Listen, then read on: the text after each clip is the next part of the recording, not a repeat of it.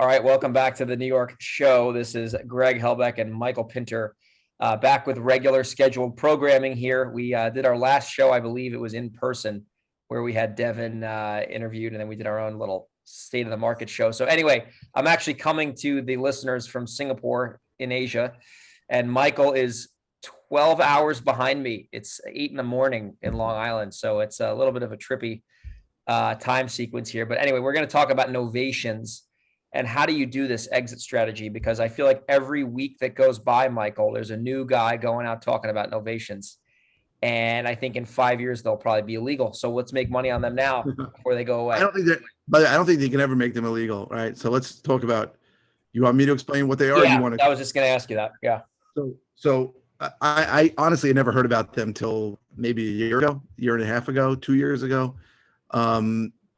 And the reason why I hadn't heard of them is because no one really did them, right? They have not been around forever. This is not one of those things that it was started, I think, like 6 or 7 years ago by a couple of guys.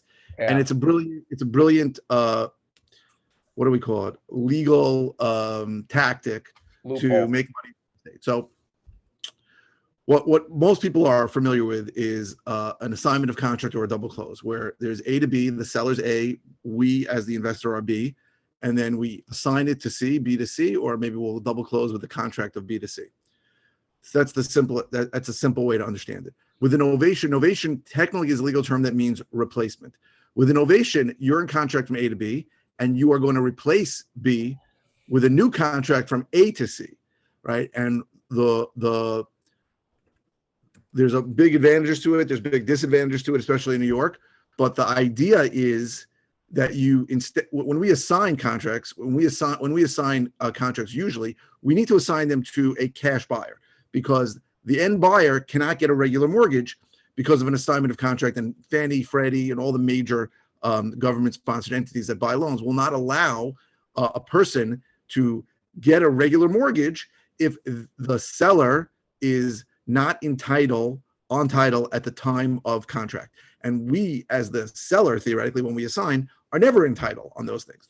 What a novation does is it allows you to assign or sell the contract to a regular end user buyer who can get ordinary financing.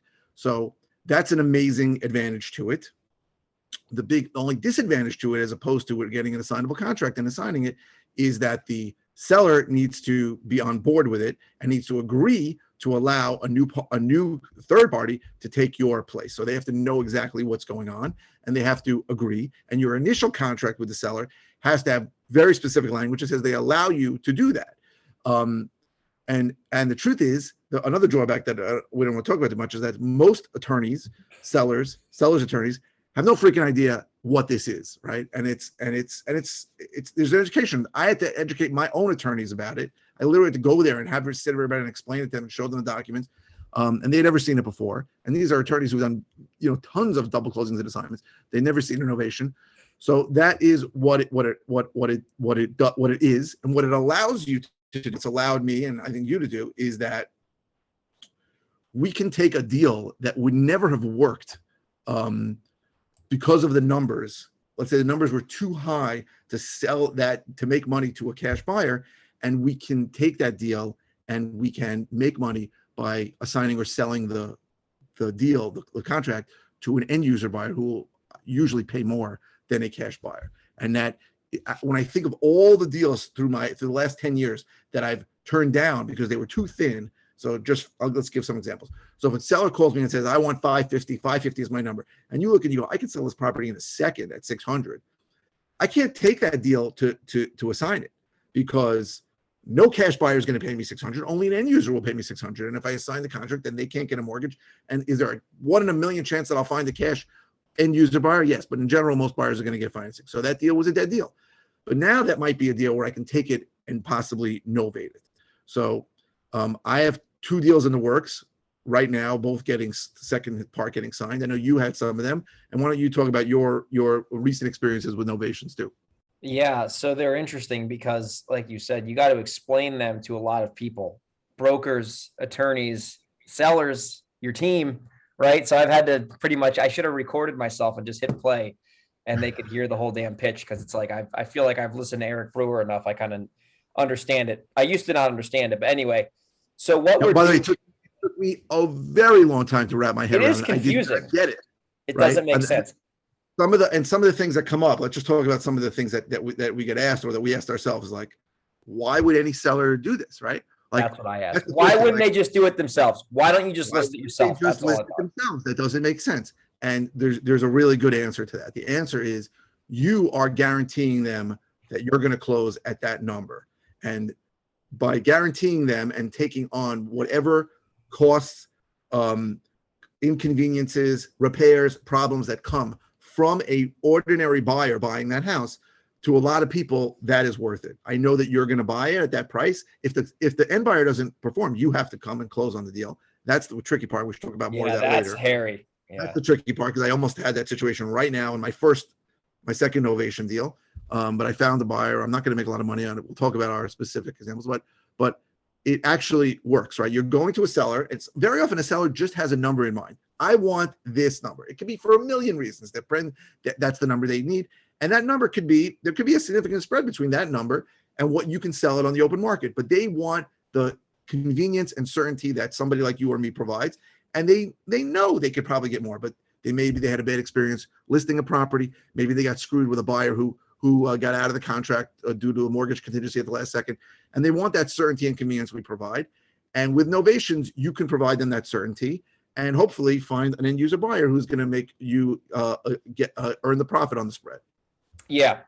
And that's where there is a lot of value. And I'll share an example on a deal we're doing right now. This is actually in another state, but it's still the same concept. So I never spoke to the seller, so this is all from Brett, but basically the long and short is that he's got a decent property down in Delaware. It needs a little bit of work, but it's not terrible. He has a number that he's stuck with. He doesn't want to deal with the traditional process of just getting jerked around, right? That's just the way it is with retail buyers. Like, I mean, you and I have done this so many times. And I told Brett, I said, well, there's two options, because what happens is Brett will then gather all the information and come to me and I'll explain to him the numbers. So I said, we can make the guy cash offer of like, I think it was like maybe like 200 or something. It was pretty low. And I said, if he wants to do a novation, then, or direct to retail, as Todd Toback says, then we'll offer him like 230, 240. And he took a jump on it. I think he took 260. I apologize. So 260, he signed the contract, and it's actually actively on the market right now for 310, I think. Yeah, 310. So what? That's a $50,000 gross spread, right? After you pay a broker and everything, if it shakes out, probably 20 grand in profit. But here's where the value is, if that closes, obviously, is that is revenue that I would have never generated if I didn't have this tool in my tool belt. And let's say you do one of those a month and you don't have any other additional marketing costs. That's another 240K in your pocket net. If you do two a year, it's free. It's free money. It's free money. It's deals that never would have had.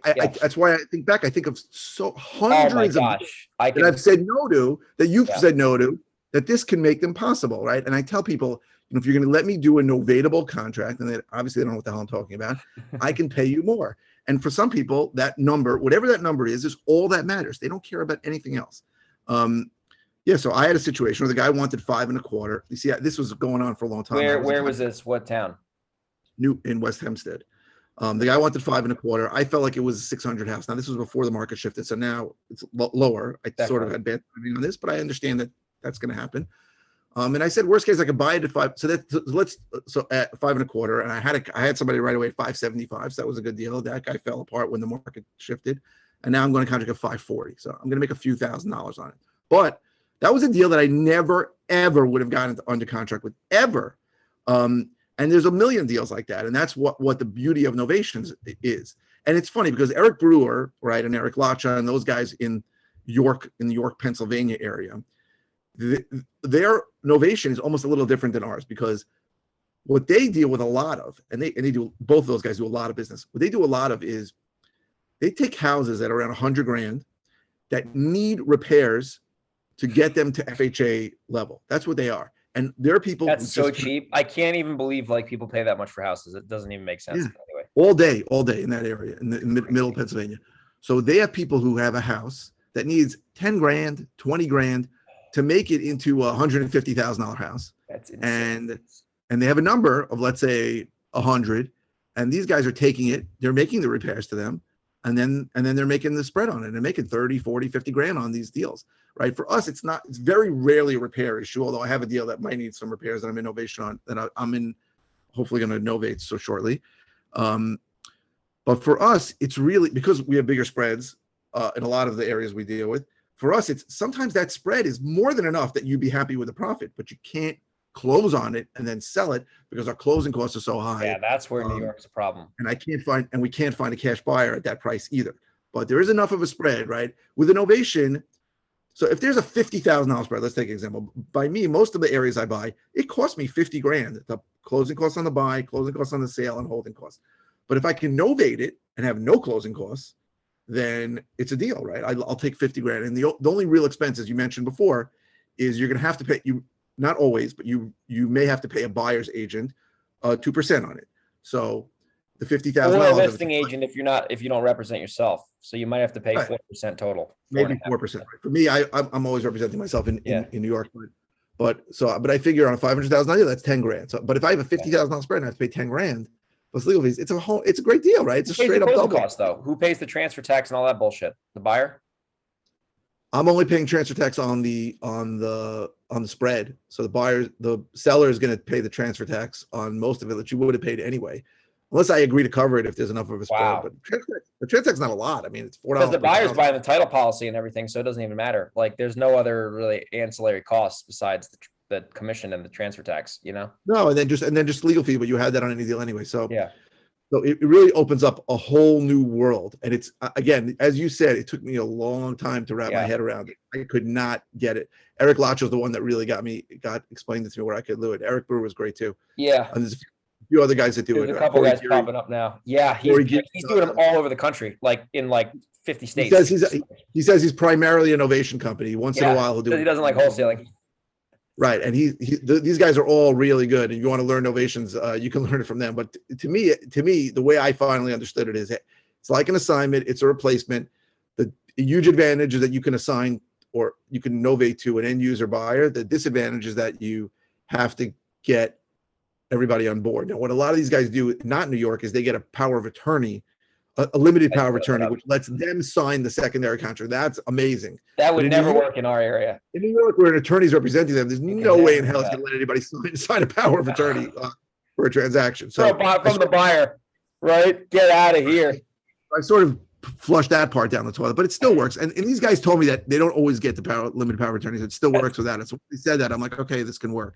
And it's for you and me, this is a tool that's going to bring us a tremendous amount of money in the coming years, because we are honestly going to be able to do deals that nobody else is going to be able to do.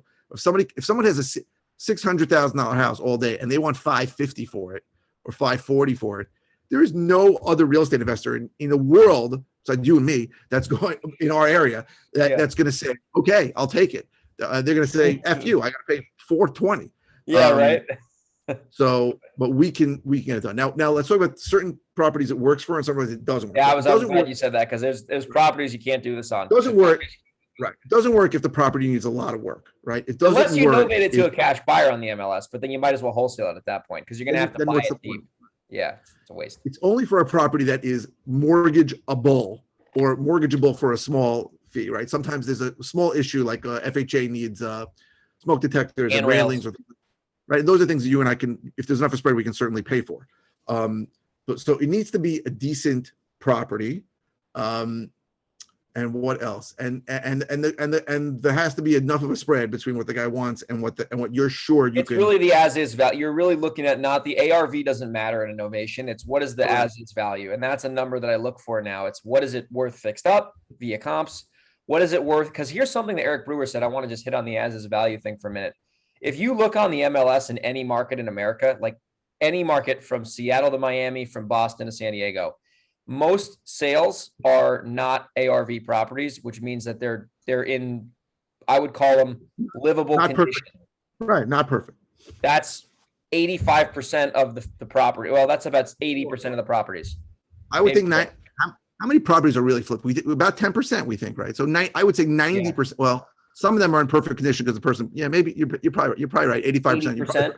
Yeah. Right. So most of like when people try to get the ARV, they're looking for these unicorn comparables where there's maybe one or two out of a sample size of 15.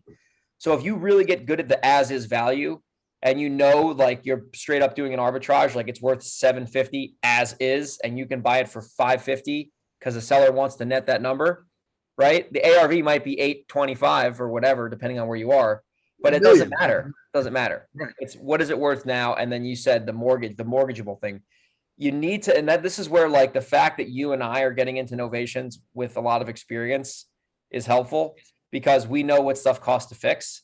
And I know I can go into a property and I can have a punch list contractor go in there and put paint on just do this minimal stuff, like GFI outlets and handrails and, maybe fix the soffit, like stupid stuff that you would be like, oh, this is a minuscule item.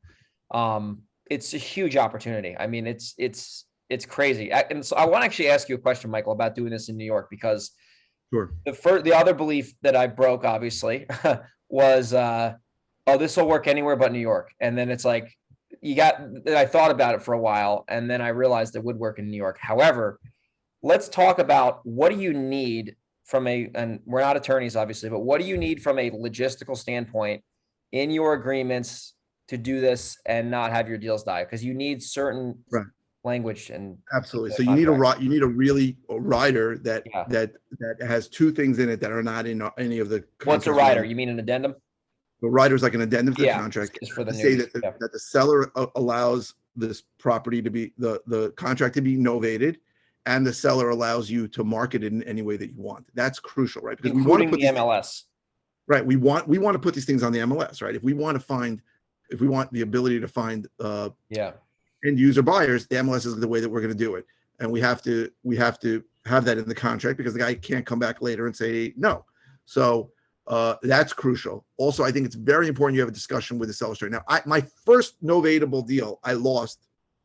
The attorney would not do it, right? And he ended up listing it on the market, and it's going to happen, right? That happens all the time with any deals.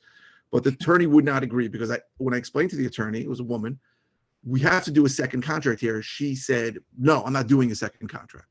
So one of the things she didn't want to prepare a second contract. Yeah. That attorney in New York takes probably less. So what I'm doing now is I'm preempting that with the seller's attorney and saying, listen, if there are any additional legal fees, I know you're doing work twice. And by the way, one of these novatable contracts, they did like 4 contracts because 3 of the buyers fell out.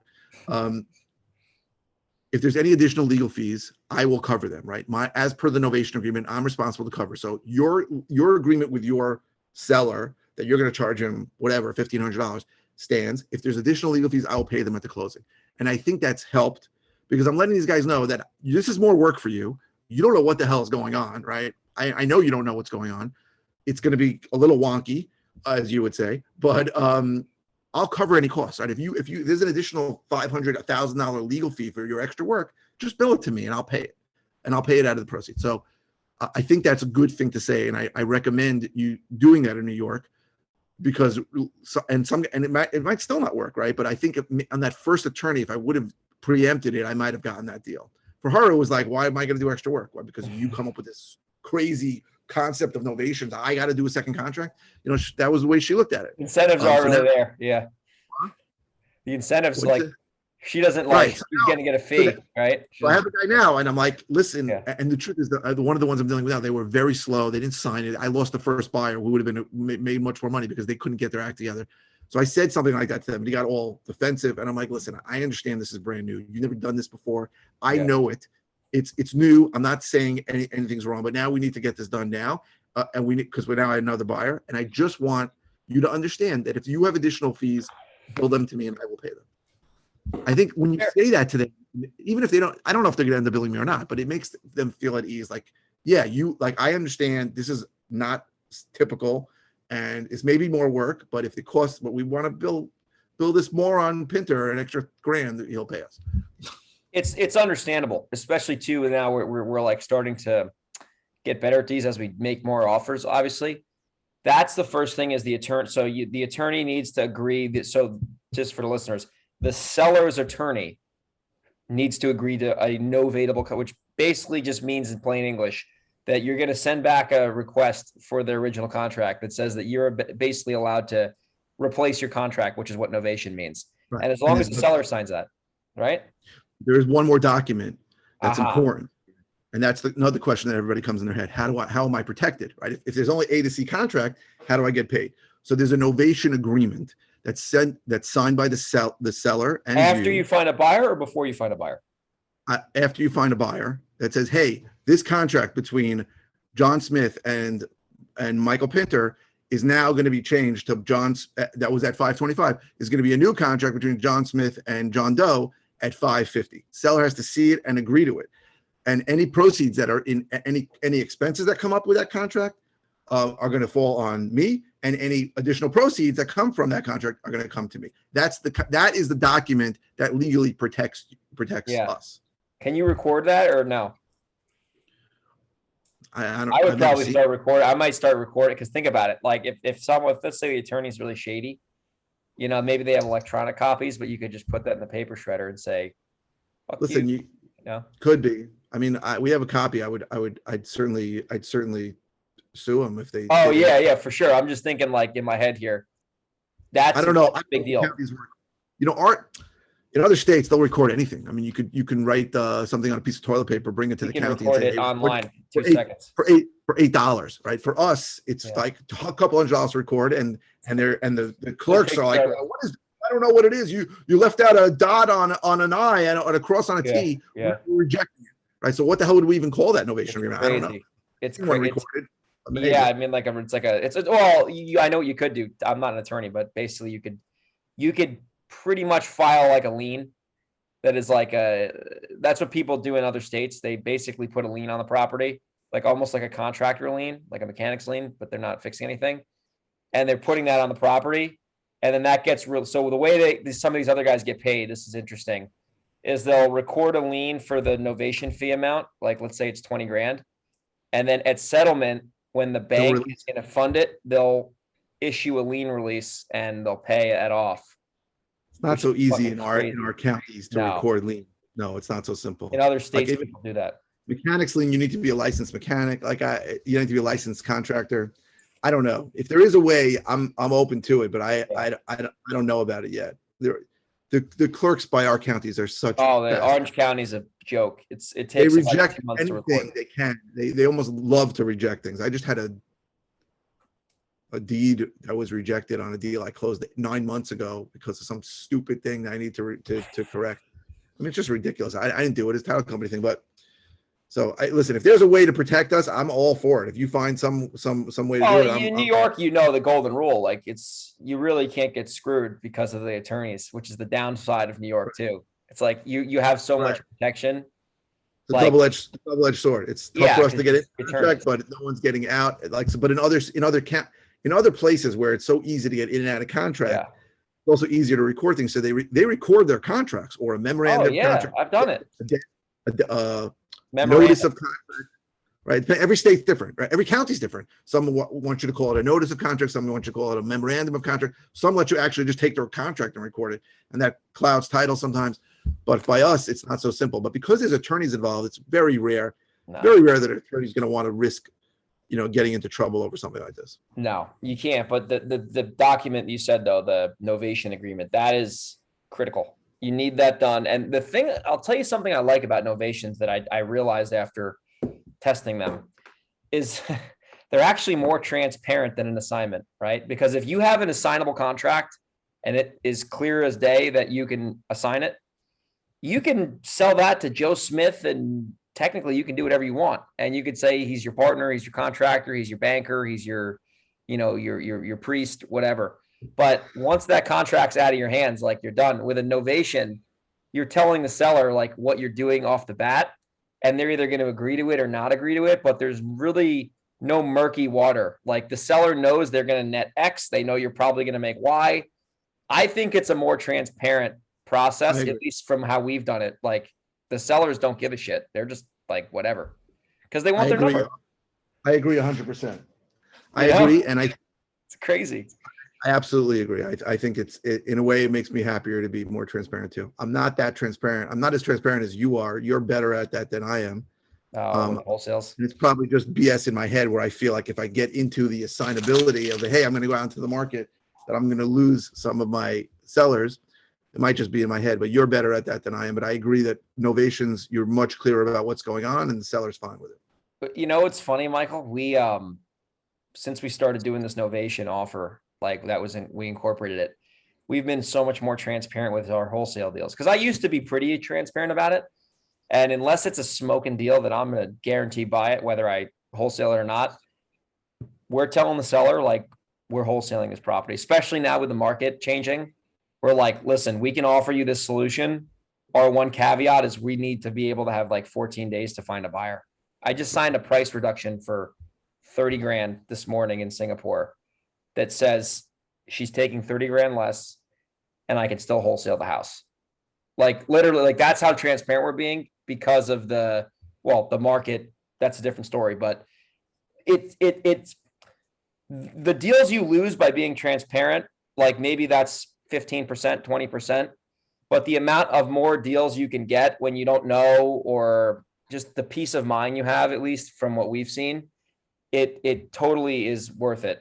Because when we do wholesale a property, the seller knows we're doing it, right? And if you're novating, obviously, like they completely agree, like they signed a legal document saying you can do it. But that's something I was talking about with Brett. Like it's changed our business, honestly, just because we're able to just not really worry about like the deals, right? Like if we wholesale it, we wholesale it. If we don't, we don't. But What do you tell a seller when you're wholesaling a deal?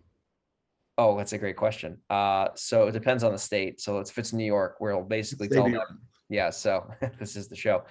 We will say, hey, so I'll start with this.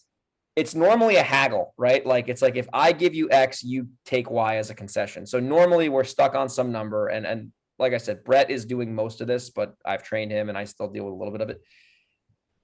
Generally they're stuck on the number and we're pretty much right there. Like their bottom line is kind of our top line. Like we're like kind of in that like zone of agreement. And we will basically tell the seller if we're not 100% sure if it's a deal, because it might be a deal, we haven't seen it, we buy over the phone, blah, blah, blah. We'll say, listen, I think we can do 285 if you give us a 14-day due diligence period. And then, we're going to have 14 days to do the due diligence. We might hire a home inspector and we might take in a few of our investors to potentially sell this property to them after we buy it from you for 285. Is that something you'd consider or probably not? And usually they're stuck on their number. So in order for them to get their number, they need to agree to our terms. And this is if we don't know. If it's a home run deal, then this never comes up. We just buy it or wholesale it. So what we do in that scenario is if they agree to that, we'll sign an option contract. So we don't sign a attorney crazy contract with teeth in it. We sign basically a one-page document that says, I have the ability to buy the property for X. The seller is willing to sell the property for X. In the option agreement, it says that if you want to put a deposit down, you can put a deposit down. It says after 14 days, and if the buyer wants to proceed, they will go, through the process of getting a regular contract signed with attorney and attorney, like the two attorneys. It says buyer is not a broker, the buyer is a principal. Buyer might assign this to someone else. It's basically just a document that says exactly what we're trying to do. And If you wanted to assign it, you would assign that option contract. This is where I hope no one's listening who would get me in trouble. Basically, I'm just kidding. But basically what happens is if we do this and we have a buyer who wants the property, we have to scramble to get that thing actually under contract. So then we're giving them the attorney. We're like, here, as fast as you possibly can. I put the EMD in yesterday. Like we're trying to get that property locked up as soon as possible because we don't want to, because my attorney gets pissed. And John, if you're listening, I love you, bro. If we get a buyer and then we don't have a contract with a seller, it's just not a good scenario to be in because you have a product that you can't sell because you don't have control over it yet. So we try to immediately get the seller to sign. Right. And sometimes the seller's attorney doesn't move so fast. So, Well, normally, and I'm not perfect on this, but I would say 9 out of 10 times a seller who agrees to something like this does not have their own attorney. And then actually the deal we did in Newburgh, this is exactly how we made money on that deal. This is exactly what I did because the guy was stuck at a number. Novation wouldn't have worked on that house. It was too beat up, but this is exactly what we Michael and I did a deal together. Exactly what I just explained. We had a deal we weren't sure about. I knew it was a good area in terms of demand, put it out there, and we ended up getting that guy. I think I forget his name, but he signed right away. So that's how we do it. Basically, that's our process. And it's a lot easier to do in other states, obviously, but in New York, we're just looking at it like, this is like why we started doing this is because we're getting we spend a lot of money on marketing. So, we want to make it as much money as we can on all of our leads. And the contract process is such a pain in the ass in New York. And you have to put $5,000 down or $1,000. Like even if you put $1,000 down, like you do 3 of those a month, that's like $3,000 a month of fixed cost minimum. So we're like, how do we like take more swings? And we're like, why don't we just try doing this? And it started to work. you don't give a deposit on the option contract? No. I mean, in theory, you can, but it's like we don't really do it. You're basically putting in the seller's mind that this is for 14 days. They're not going anywhere else. Yeah. And you're going to try and go out into the market and see it. And normally, here's the thing with that. And I know you got to go in 8 minutes, but with something like that, there's 2 things normally from me seeing this. Number one, it's probably not going to be a home run deal, right? So if you lose the deal, like don't cry yourself to sleep. You don't really know. Because if this was a 6-figure profit, like conversation wouldn't even come up. It would be like non-issue. And the second thing is that you're negotiating from a very strong point of power from the seller, because you're like, listen, I might want to do this, but you have to basically give me my terms in order for me to consider giving you your price. And you plant the seed of doubt in their mind that, listen, and this is something that Brett is phenomenal at, is you let them know what the downside is before you sign this little document on DocuSign. You say, listen, there is a chance we will come back to you in 14 days and tell you the price is not going to work. That's your ultimate downside. And then we're just in the same position where we were when we started. Are you okay with that? Or probably not. And then we just get the seller to let us know. But normally, like I said earlier, it's a haggling, it's a barter situation. Like they want their number and we could sell all day long. It doesn't matter. You're telling you it's possible though. I can give it to you. So that's exactly. So that's what we're doing. Like, I guess it's like a hybrid between novations and wholesales, but I call them tweener deals. Listen, in 49 states, that's how they work. I mean, you can do that with a normal contract. I've done this in like Pennsylvania where like that's a regular contract. It's a regular contract. Exactly. Complete bullshit. So it's jabroni. I may have to incorporate that into my. I'm telling you, man, it'll bring you another deal a month and it'll just be money in your pocket. And listen, if it doesn't work out, it doesn't work out. That's the thing I like about it. There's no downside. There's no downside. It's like you tie up a property in theory for no risk. And yes, you don't have a binding contract, but here's another thing too. And I wish we were lawyers sometimes because I really love getting into the weeds. But if you were to get like, let's say someone were to be like, oh, you're trying to market a property you don't own, blah, blah, blah, whatever. If you pull out that document and you both signed it, you can't, well, I'm not an attorney, but you probably can't get in trouble because you did everything. Like there's no, you can. Who would come to you with that complaint? I'm just saying. Well, I'm just saying, like in theory, if someone was like wanted to be an asshole and like say, oh, you can't do that. It's like, no, look at the document. I've never had anybody do that. And by the way, I have done that, right? So what I do. Oh, I've done that without being in contract. Exactly. And I've never had somebody come to me and say, well, you're I've been scared a few times doing that. I have a deal right now, actually, where I'm kind of naked in the pool because the guy's like, I'm in Singapore. He wants the contract. The broker won't call me back.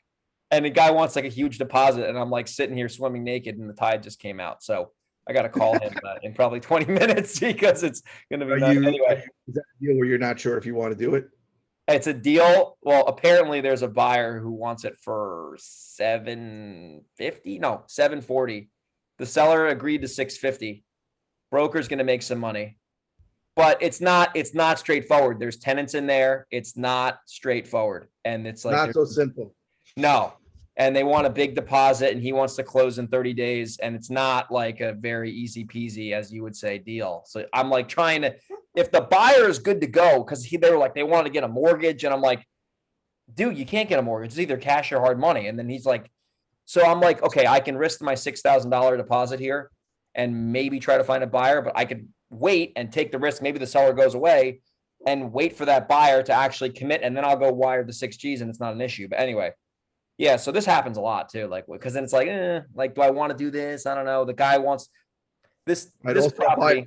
The buyer may disappear also. Exactly. And then I'm stuck holding the bag, So this is something that no one talks about. And I love how we only have 4 minutes left, but like this kind of shit is what like happens to everybody, at least in our New York area, because a lot of the properties are confusing and they're expensive and you don't really know what's going on. Like if the one takeaway, I guess, for the listeners is like, you need to understand, like, every deal you do is not going to be the same. Like, I've done business in other markets. Michael's done business in other markets. You could go to Dallas and literally go into a zip code and every single property is going to sell in between like 300 and 340. In our market, it's the complete opposite, especially in the 100%. city, like Yonkers and shit. Like, you could be on one street in Yonkers and then you're getting shot at, and then you go to the next street and you got a, $700,000 scooter. So Hempstead, I got a deal in Hempstead where I think I could buy it for Oh yeah, $250. it's a shithole over Blocks over Garden City, where the property is Well, $1.5 million. Right. Yeah, Crazy. it's totally, yeah. So the point, and we'll wrap the show up now. The point of this podcast is obviously to explain novations. But if you're in our area, if you're in the Northeast, if you're in New York, if you're in any market that's expensive, honestly, the more tools you have in your tool belt, it's gonna be so much easier to succeed with your marketing efforts. I was just reading a great book again called The Millionaire Real Estate Investor. Gary Keller wrote it, and I was reading at the pool earlier, like he was talking about lead gen, and really successful investors are masters of lead generation. But if you can get really good at lead generation, but if you can't convert and turn these deals into money, it's going to be a lot harder to market because you're not going to have an ROI. But the more tools you have in your tool belt is going to ultimately help you. Definitely study more on novations. We'll give you some quick resources now. There's two gentlemen that I know pretty well that teach this, or three of them. Eric Brewer, I think it's brewermethod.com. Corey Geary, Novation Nation. Novationnation.com. And I know Todd Toback just came out with something too that's Novation. They're all the same. I think his is, I forget what it's called, novationclass.com. But there are people who have done more novations than Michael and I who teach this at a high level. So we recommend, if you really want to get good at this, I would pay one of those trainers to learn, but also take into effect the fact that they do not do business in New York. So you have to take our podcast and then merge that with the training, and then you'll have success. It's like anyone in New York, it's like, just, you got to take that information and then like talk to one of us, and then we'll tell you how to execute, because if you don't, Right. You're going to be just How and why it works. All right, Michael. Well, listen, I know you got to go at 8:30, so I'm going to get ready for bed here in Singapore.